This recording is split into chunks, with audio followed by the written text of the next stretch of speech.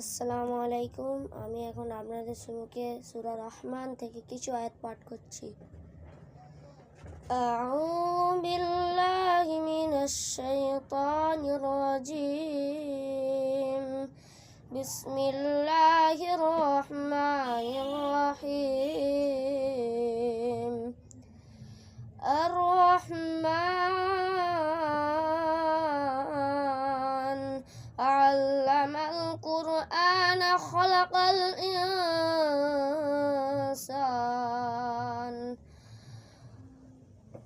আল্লামাহুল বায়ান আশ-শামসু ওয়াল কমারু বিহুসবান ওয়ান-নাজমু ওয়াশ-শাজারু ইয়াসজুদান ওয়াস-সামা'a রাফa'aha wa wada'al mizan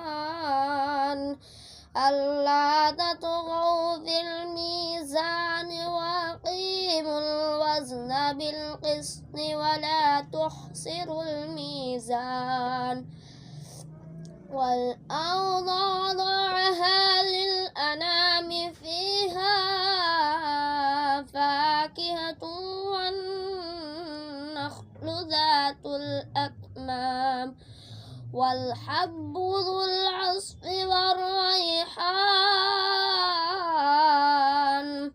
فبأي آلاء ربكما تكذبان